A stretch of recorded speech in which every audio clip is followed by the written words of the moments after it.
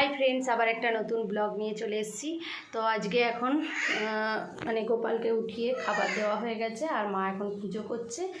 আর এখন আমি খাবার বসাবো, মানে ফুলকপি আলুর তরকারি করব। তো চলো তোমাদের সাথে শেয়ার করি। বানাচ্ছি হচ্ছে ফুলকপি আলুর তরকারি। আর এইখানে মশলা করা হয়ে গেছে, জিরে, আদা, লঙ্কা আর টমেটো একসাথে পেস্ট করেছি। আর এখানে তো সব মশলাপাতি আছে, একটু ধনেপাতা, এই দিয়েই আজকে এখন করব। তারপর দেখি আর কি করা যায়। মশলাপাতি দিয়ে বসিয়ে দিয়েছি, যেগুলো প্রত্যেক দিনের যেগুলো মশলা দেওয়া হয়, লঙ্কা গুঁড়ি, ধনে গুঁড়ো, আর যে মশলাটা আমি করে রেখেছিলাম, নুন, এগুলো দিয়ে কষবো, দিয়ে জল ঢেলে দেবো।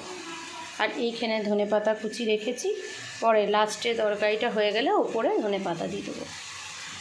জল ঢেলে সিদ্ধ করতে দিয়েছিলাম, তো এবারে দেখি সিদ্ধ হয়েছে কি না। আর যদি না হয় তাহলে আবার একটু ঢাকা দেব।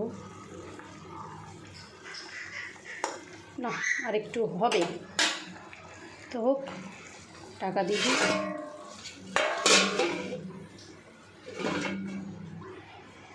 কালকে লুচি হয়েছিল, ওই জন্য মা আলাদা করে টিফিনে রেখে দিয়েছিল। তো আমি এখন লিকার চা আর লুচি খাবো। ধনে পাতা আর গরম মশলা দিয়েছি, দিয়ে এবারে নামিয়ে নেব। ভাজা হচ্ছে এখানে পনিরের সবজি হবে, পেঁয়াজ, রসুন, গোটা মশলা। আর এইদিকে সমস্ত মশলা আমি রেডি করেছি। বাবুর এটা, সে একটু ঝাল দিইনি, শুধু কালার করার জন্যই গুঁড়ো মানে কাশ্মীরি মশলা। আর এইদিকে কিছু মশলা রেডি আছে, এটা চিকেন হবে। পনিরটা ভেজে এরপরে মশলাপাতিগুলো দিয়ে কষবো। সমস্ত রকম মশলা দিয়ে এবারে পনিরটা আর আলুটা দিয়ে সিদ্ধ করতে বসিয়ে দেবো। তাহলে সিদ্ধ হয়ে গেলে পনির রেডি। পনির আমার হয়ে গেছে, এরপরে আমি চিকেনটা করব। তো চিকেনটার জন্যই প্রথমে আলুগুলো ভেজে নিচ্ছি। আর এখানে যে চিকেনটা আছে, আমি চিকেনটাও কিন্তু ভাজবো, কারণ প্রত্যেকবার অন্য রকমভাবে করি। এই যে চিকেনটাও ভাজছি, আর সব রকম মশলাপাতি নিয়ে আমি বসেছি কাছেই, যাতে উঠে বারবার যেতে না হয়, টপ যাতে আমার রান্নাটা হয়ে যায়। কারণ বুঝতেই পারছো এত গরম, তার মধ্যে কিন্তু রান্নাটা করতে হবে। আর মারা বানিয়েছিল মাছের টক আর পাট শাক প্লাস বিড়ির ডালও হয়েছিল, আর বড়া, তোমার পোস্ত বড়া, আর এদিকে ফুলকপি আলুর তরকারি। আর এদিকে দেখো আমার চিকেন আলু ভাজা হয়ে গেছে। এরপরে আমি এবারে সব গোটা গরম মশলা দিয়েছি, এরপরে করব মশলা দিয়ে কষে, তারপরে আলু আর মাংস একসাথেই দিয়ে দেবো। বাস রেডি হয়ে যাবে তাহলেই।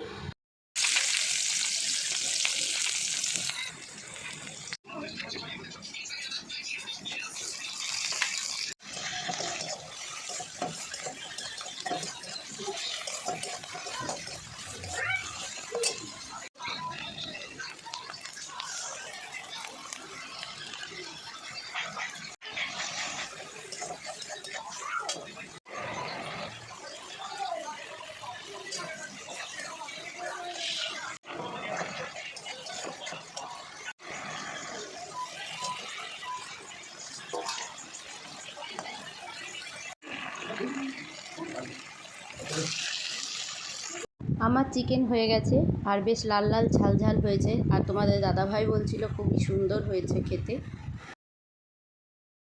এই দেখো আমাদের পাশের বাড়ি, ওদের বাগানে হয়েছে তো দিয়ে গেল। দেখো কত সুন্দর একদম। আমরা প্রত্যেক বছরই ওদের কাছে কিনে নিই। এবছর ও বলছে যে প্রচুর, কালকে সে ঝড় বৃষ্টিটা হলো না, তো তার জন্য অনেক পড়েও ছিল, কিন্তু আমি এগুলো হাতে তুললাম। তো আমরা বললাম যে এখনও কিছু পাকবে, বলছে হ্যাঁ, কিন্তু তাও পেকেছে, তাই আমি তুলে নিলাম। তো এই দেখো কত দিয়েছে। ছাদে এলাম, প্রচুর দেখছি ঘুড়ি উঠছে। আর সেরকমভাবে গরমটা আজকে নেই, যেহেতু কালকে খুব বৃষ্টি হয়েছে। আর এই দেখো সূর্য এখন অস্ত যাচ্ছে।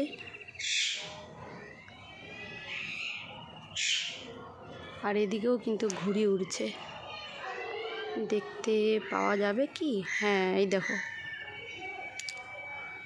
এই যে আমার আঙুলের এতে দেখো, এই দেখো এইখানে একটা,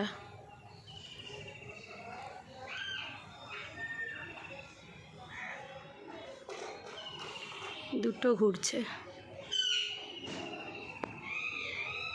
এই দেখো একটা।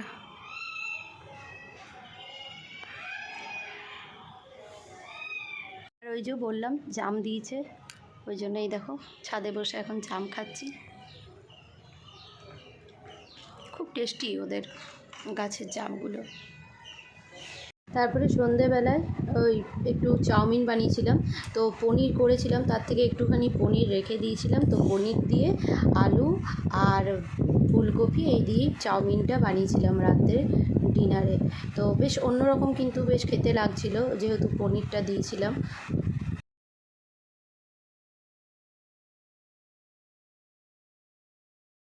রাত হয়ে গেছে আর এই যে বানিয়েছিলাম আমি চাউমিন, তো এটাই এখন খাচ্ছি। তো ডিনার করছি এখন, করতে করতেই তোমাদের সাথে কথা বলছি। তো যাই হোক, এরই সাথে ব্লগটা শেষ করছি। তোমাদের যদি কিছু ভালো লেগে থাকে লাইক, কমেন্ট, শেয়ার এবং সাবস্ক্রাইব করো, আর দেখতে থাকো ব্লগ উইথ লিলি।